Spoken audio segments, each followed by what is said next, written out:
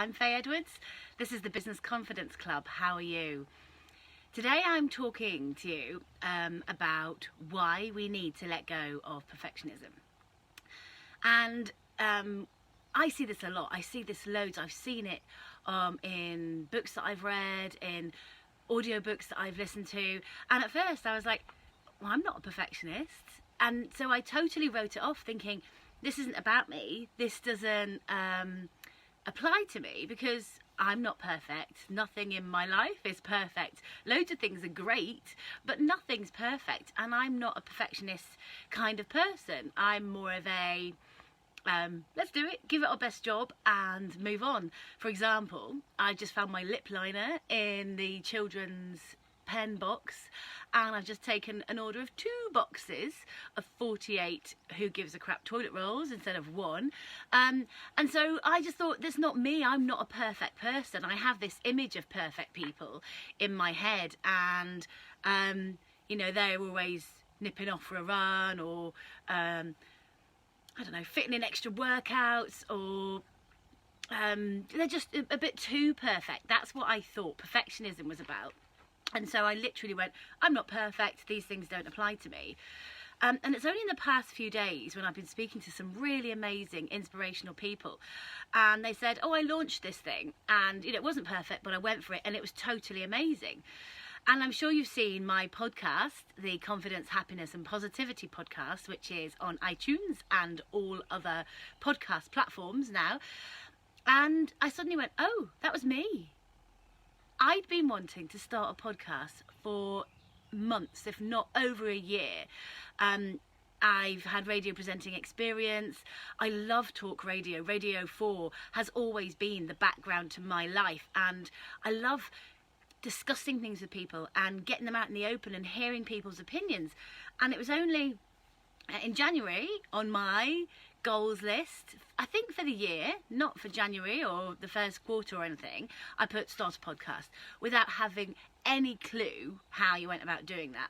And then it was in my female business networking group here in Cornwall that a lovely lady, Rachel Fisher, said to me, I want to do a podcast episode. And I was like, I'm going to do one. I'll start one. It's a bit windy. And she was my first guest, amazingly. So thank you so much for that, Rachel. That spur. But I totally wasn't ready. I had no idea how to do it, what platform to use, what equipment I needed. And it was a chance phone call with another lovely lady that just gave me all of that information. And I follow Rob Moore.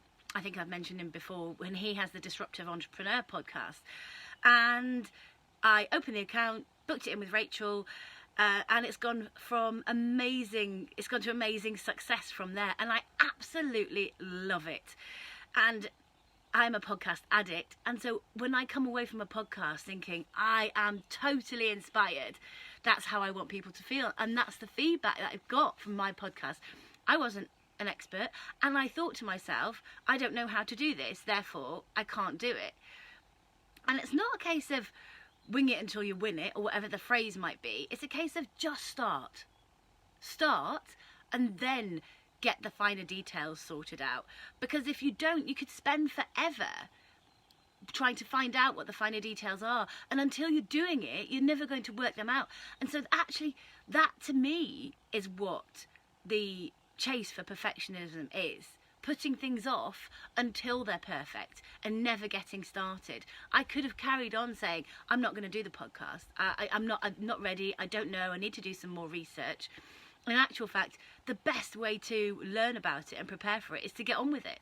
Yesterday, I interviewed an absolutely amazing, inspirational lady called Pat Smith, who is the founder of the Final Straw campaign, which is a campaign for Cornwall to be plastic straw free, and then the whole of the UK.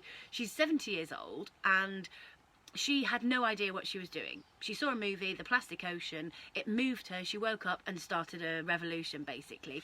She had no experience of starting a campaign, of the kind of things, crowdfunding that was necessary to be able to run a nationwide campaign.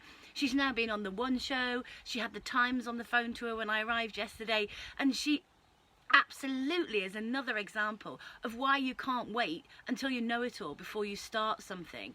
My best friend is going to be featured in a women's magazine this week, and I am so proud of her. It's an article about running, and you know, she could have said, oh, I don't want to do that, I don't really know what it's about, I'm not up for it, and instead she put herself out there and said, absolutely, I'll talk about this. And so there are examples that all of us can take away from this. Do not wait. None of us are ever going to be perfect, especially those of us. I'm never going to look like the image that I have in my head as a perfect woman or a perfect mother or a perfect business owner, and if I waited until I did, I'd never do anything. So let's not wait. Let's get on with it now. Take care.